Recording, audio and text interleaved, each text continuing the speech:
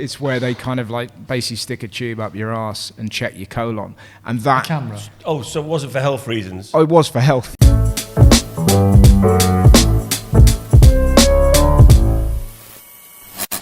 You still play football, by the way? Yeah. This is, you might not know, this is a funny thing about you. I've said this, I've lamented it with you many times. Well, you don't seem to care, but I care for you. Yeah. That is generally well known, which of the sort of actors, comedians, whatever, like who's a half decent player. It's generally well known. I've always been very lucky. People are like, oh, you can generally play. But you're a great player and no one knows about it. No one knows. This is it. And those days are gone now. Russell's a player. Those days really are gone. I didn't know. He's got one move. It's the Beardley Shuffle. Well, he does it. The Beardley Shuffle? He does it over and over again. And it's bizarrely effective. It always but works. He can play. It's funny because, well, and the reason I know I do it a lot, because the last game, we were lucky enough, we played at the game for Grenfell, which was kind of an amazing... Wow. Where was that held? It was what's now... It's now the Kai... It's the Kai and Prince Foundation Stadium now. Oh, right. Because it was renamed...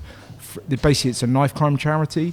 That there's a man called Mark Prince who runs a knife crime charity in honour of his son, Kai and Prince, who was a QPR player, and now the stadium is named after this. Do you know what? It's unbelievable. As you know, I live literally around the corner from that stadium, and I had no idea that's why it was called that. I think I'd always vaguely thought that it was, it was like Saudi Arabian prince, like it was named after. Yeah, but no, that's an amazing. But what a thing to do, and it makes the hairs on the back of your neck stand up. That a football club would be that honourable and that.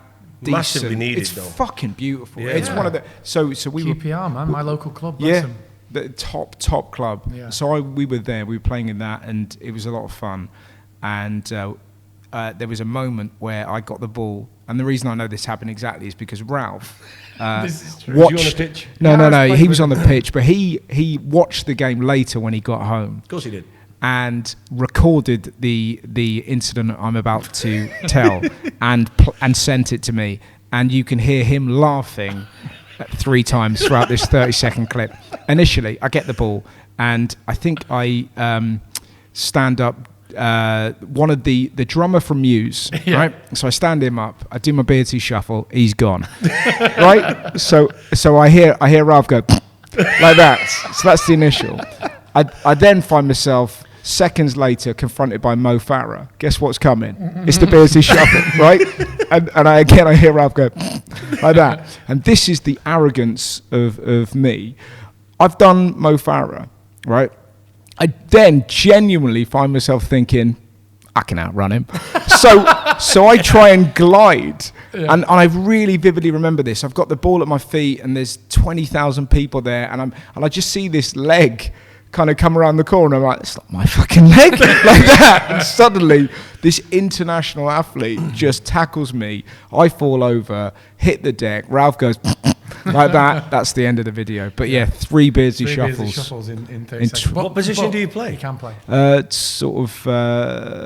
If when I was at my best, I would say I was sort of like a winger, maybe. And what standard was your best? Did you get to semi-pro? No, I played for Basingstoke Town in the what used to be the Ryman League. So I played for the reserve. Yeah, I'm all right. It's sort of that thing. No, I'm not as good as him, but it's sort of that thing where you're like. I always found comedy and football the same. And I don't know if you guys are into like mindfulness or anything like that, where you kind of, sort of. You're meant to sit and do transcendental meditation. It's meant to be very healthy for you. I think he does it all the time, actually. But do you know what I mean? Like it's meant to be one of those things you're meant to do, right? I can't do it. My brain is too restless. I'll try and sit and be there, but I can't. But when I play football, I am so it's the most in the moment. This is amazing. I feel like. But it's I want to take you out on a date that you just like. Honestly, I've said this in interviews and found myself saying it and then thinking, God, I sound like such a prick. Yeah. But like, I can't be doing with yoga. That's not for me. All this sort of shit. I don't really understand. It's like, and then you breathe and then you do this, and it's never got to me. But when I'm playing football, it's more than just playing football. It's exactly what you described for me, and I've never heard anyone else say it like that. It's so true. It's just I'm out there playing and nothing matters. Not career, not relationship, not nothing. It's just what's happening for this hour or this 90 minutes.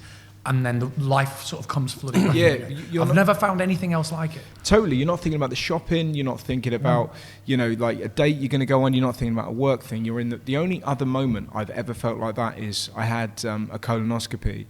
And those are it's where they kind of like basically stick a tube up your ass and check your colon.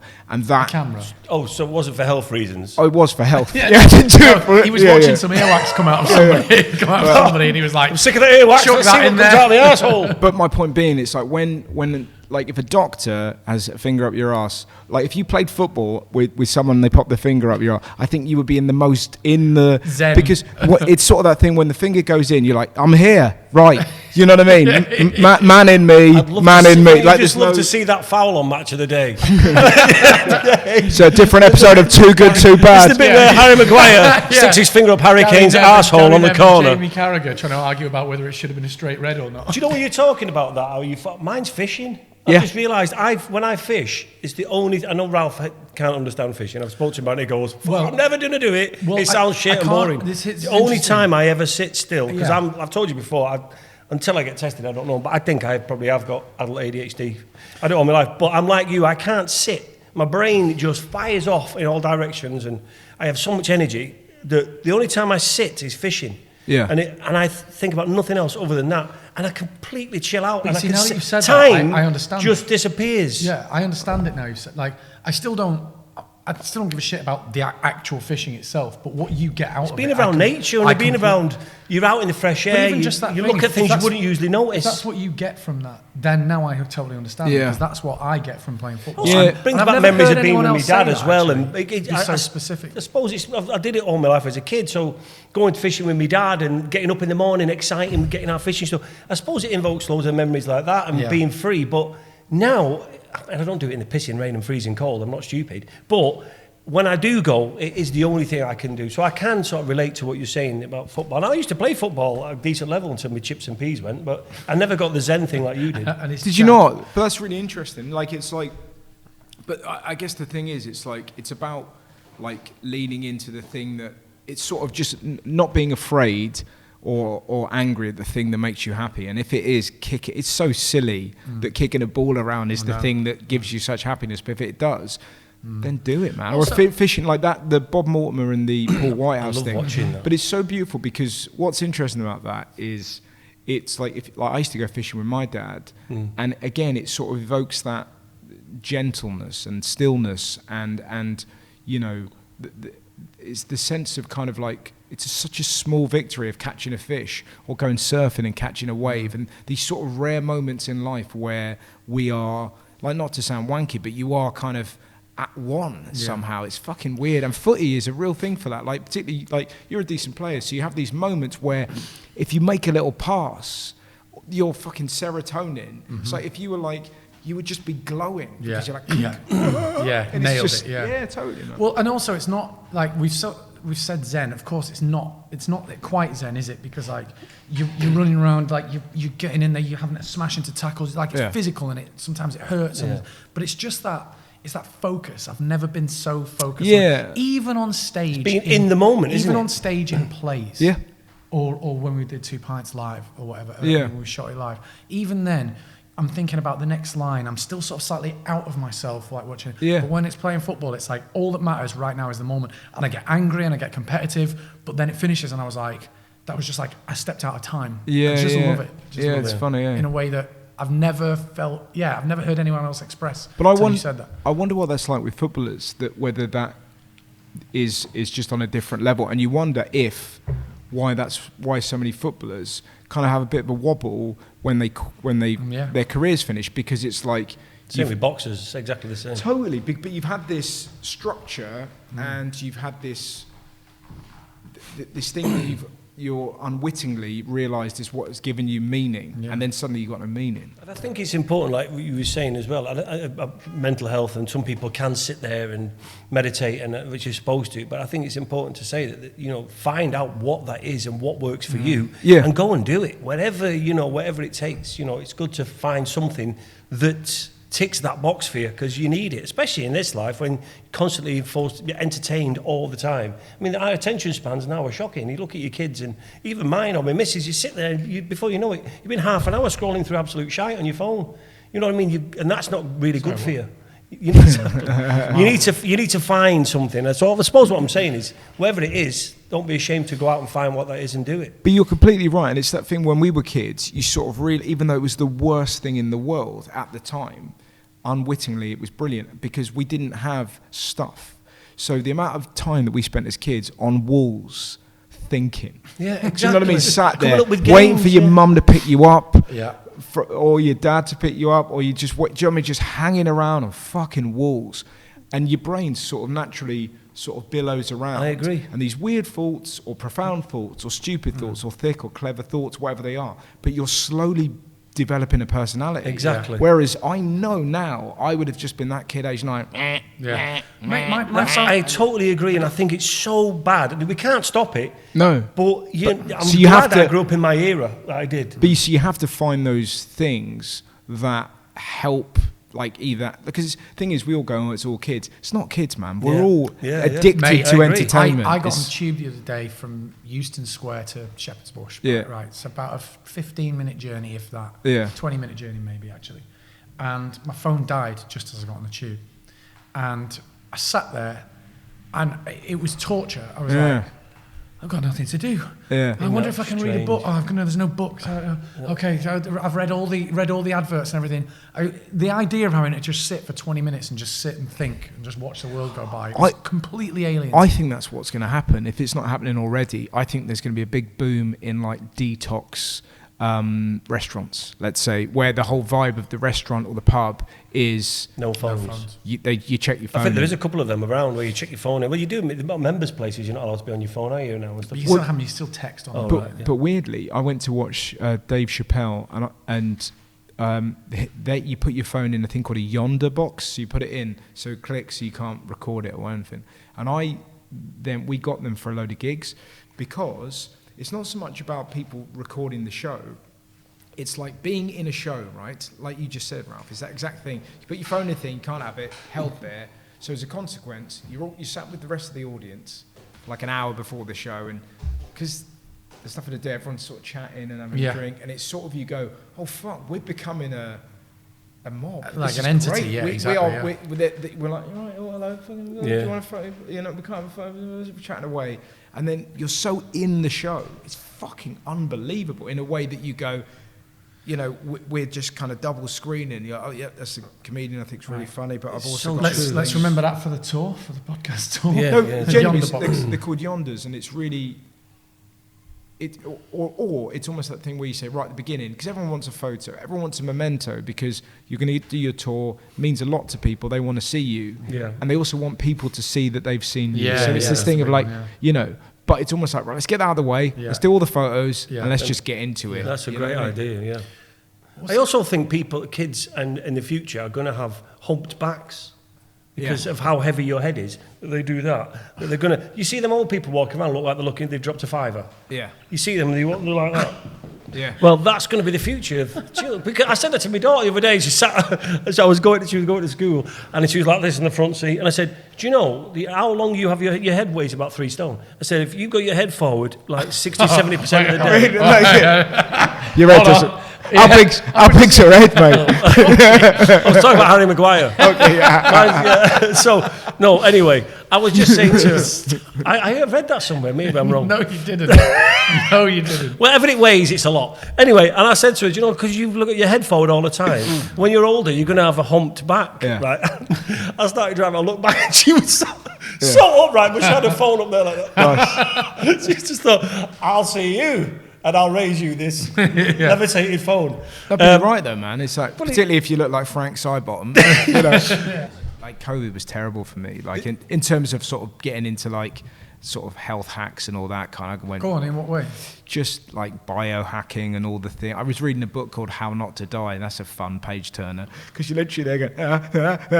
Oh, I've heard about that, and it's like don't stand. Is it that the one that's like when a tube's coming in, don't step forward with everyone else, stay back, or is that a different? It's different. So this is all about like health and longevity and all these kind of things. That frightened the life out of me. Yeah, but it's kind of that weird good knowledge in a sense that you go, oh, okay, right, that's what you're meant to do. And I've got quite sort of strong willpower, so good for that's you. what I do. What I did want to ask you about COVID and lockdown is, especially for being comedians and stand-up and all that stuff, and we spoke to Jason Manford about it. Yeah. About, did you do any gigs, social distancing gigs, or gigs to, any Zoom gigs? No, I did. Weirdly, I couldn't do Zoom gigs because I had a contract with Netflix. So it's like as soon as I put something out there, it can be recorded, right, and then it's gone. So I couldn't, give the gig away streaming for free because I had a show that I wanted to make for them. Gotcha, yeah. So I was doing, as soon as I could, I was doing outdoor gigs, did gigs in woods, in loads of gigs in car parks where people were in like bubbles of 6. And I did, lots of outdoor gigs in big sort of spaces and whatnot. How were they? Was amazing. Was it the one gig you did that was a massive, like 20,000 capacity, and there was only like 2,000 people there, and they had to be dotted about? Yeah, that was at Ashton Gate. So basically, how was that? Was it? Well, it was brilliant because it was sort of, I was meant to do a week of gigs in the Colston Hall, which is not the Colston Hall. Fuck. Not anymore. It was never that. It was the Bristol Hippodrome, and I haven't done the Colston Hall for ages. Anyways, so I was there, and we're meant to do that, but we couldn't because of COVID. So I was like, right, how can we do this gig? Is there a way? And Ashton Gate, which is Bristol City's ground, I was like, I wonder if we could just do it there. And they said, yeah, if you want. So we had like one side of the stand. So it was like a 10,000, no, I guess 8,000 seater. And we had 2,000 people spread out in that. But because it was at the sort of peak of not being able to do anything and life being on pause and this sort of inertia and sludge, that the sheer act of we're fucking doing being it out, was enough to make it was unbelievable, man. It was so, on the basis of it would never, if you looked at it, it would be the worst gig to do because you go, this is a third full or whatever. But it was brilliant because, what are your options really? It's like you either sit around and don't do it, and then kind of do it in a year's time because then I'll make my money. Yeah. But it's like I'm quite lucky. I've got enough dosh. I'd rather just do the gig. Yeah. So good. It was fun. And you did something for free as well from your bedroom, didn't you? I did a TV show it was for the Trussell Trust and the NHS. So basically I was just interviewing celebs, kind of like this really, where I was just doing lots of chat on Zoom, but it was at my parents' house, which was pretty... In your childhood bedroom? In my childhood bedroom. That's the funny thing, man. My missus has spent basically the pandemic living at her parents' house in her childhood bedroom. The whole thing? Pretty much. Wow. And she's very ready to get out of there. Yeah, I bet. When I came to your gaff a couple of years, before lockdown, and we watched the Liverpool game and had a beer, you told me that you showed me, oh look, this is my new gym equipment. Yes. And you said you got really carried away. You were going to order a couple of dumbbells and then you just got carried away and impulse bought this huge multi-gym for yourself. Yes. And you bought it a week and a half previously and not once used it. Yeah. And we sort of had a half a bet about in 2 years' time whether it would be dusty and never used or you'd be a whole changed man. Dusty. I feel like that's what I guessed. But I got it's sort of that. I was doing it during the lockdown, but the problem is because I used to go to the gym. I basically fucked my shoulder up because I was doing too much. Yeah. And just a bit of jogging now. So I did the same. I just done the first lockdown. I actually. People in lockdown, it's like, what did you do? Did you just veg out or did you kind of... Yeah, I went the other way. I went the other way. I ate well. I was, I worked out, got in great shape, learned French. Did you? Yeah, well, sort of. Conversationally. You've never mentioned that. Yeah. What was that big... You did a dark horse. You pull fucking French out of your pocket. You never told us that. Why did you... What was the impetus to learn French? I've always felt like... I've always had this vague idea. I think you and I are quite similar about the way we look at things, and sometimes you just go, I've always felt I should do that. And one of them was get in shape, right? Yeah. So when I was like, right, it's time to do that. And I've always felt like I should. I've always felt like I wanted to speak another language. Yeah. French was the most obvious one because I did it at school. Yeah. And I had a little bit, and I was never a friend. I'd go to France a fair bit, skiing over the years and whatever. And then I was like, okay, I'll just book a few lessons online. Good for you, man. And of course I was going to Guadeloupe to shoot Death in Paradise, which is a French Caribbean island. Gotcha. So it was great. So now I could get through a whole day without speaking any English. That's amazing. Go on. I mean, it sounds impressive, but to the French, I'm sort of going, morning, hello, coffee please, if possible. Yeah. Qu'est-ce que c'est? Like, it's not... because we're English, it's sort of like, you know, Jesus, we struggle with language. Let's not muck around. It's like, chips. Like that. It's just, I like the idea. What's it like being back after being in the Caribbean? How long were you there for? Well, I haven't been back to the UK for 18 months. I was 6 months in the Caribbean, 6 months in Florida, 6 months in the Caribbean, and now I'm back. Wowza jousers. And it's... shock to the system being here. It is a shock to the system, yeah. I mean, look, it's cold. It's really weird being cold. When you've not been cold for 18 months and you walk in and you go, I'm like... But what's your feeling? Does it feel like Britain has changed? I was talking to David Harewood, the guy from Homeland, and he was living in Canada for like 3 years, and he just sort of said it was that weird thing of being away from the country for 3 years. You have this sort of idea. I spend a lot of time on the road, and then it's sort of that thing where you kind of go, God, I don't know where my place is anymore. I feel like I'm sort of without a home because I love this country, but there's times where it just drives you mad. Especially now, man. Especially where the government. I mean, this Boris thing that's gone on. I mean, it's just. I mean, how do you come back from that? I know. Well, he will, but this is the thing. How can you come back from that? Well, you try doing that, mate. Imagine like. You know, behaving as badly as he's done in any job. You try doing that at McDonald's. What's my point? How can you come back from that? Mate, I was beating off in front of Robbie Fowler in my childhood bedroom, so I was obeying the rules. Exactly. I wasn't having any parties. A cheese and wine party. But you're right, it's sort of that weird, but it's almost the I don't know, there's an ennui about it all where we're all just like, fuck. We're so like... fuck it. But Brexit was the first thing like that for me. It was such a low point for me just to go. I now feel like I have to apologise when I go anywhere in Europe to go, I didn't vote for that, and sorry, I'm not that arrogant. And and now we're all. I mean, I put it out the other day, and people still say, because everything's going up and everything's costing more money, and it's like surprise, surprise. Why didn't anyone tell us it? And I said that. I said, well, why didn't they tell us this? Oh, hang on. And then someone said, Brexit's done, get over it. It's like, this is the country, I love this country, but fucking hate what it's becoming. So our only option is this thing of like just trying to make our little bit of the world brilliant so it kind of reverberates. That's kind of all you can do, I think. And if we're lucky enough to do the job we do, you got it. Where you can do stand-up, you make people laugh. You have these little moments. Because I've experienced it being at gigs where you're taking out yourself, you're just having a laugh, or you watch a film, you watch a sitcom, you watch a drama, whatever it is. It's real relief. It's a respite, and that's all you can do, eh? You just got to look out for each other, though. You know what I mean? I think people are people, humans are humans, and with the race thing and all that sort of stuff, it just sort of flared its ugly head again, and it's just horrible. Having to see it happening, and especially now you see what's going on over there. You see it last night on the news of what's going on over in Afghanistan and all that stuff. There's people literally trying to sell their children, and it's going on, and it's so hard to watch. The news reporter was reporting it last night. I turned it on, and she was crying, and it's like, wow, man, there's a lot going on. We all need to open our eyes, I think, a lot more and look out for each other, because there's enough to go around. Meanwhile, they're trying to.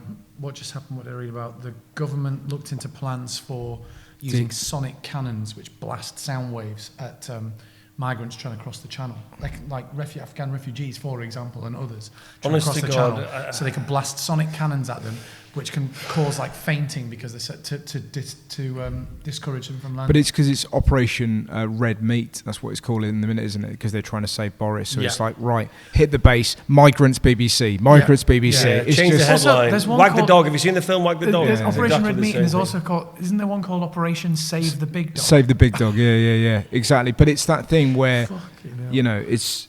We're human beings, man. That's all we are. Let's just look out for each other. It's quite simple. Yeah, we've got so much in common. That's the thing. It's sort of like everyone in the world has had their nose stolen by their granddad, and it blew your fucking mind. Do you know what I mean? Like there's so many things that connect us. Totally. Exactly. 100%.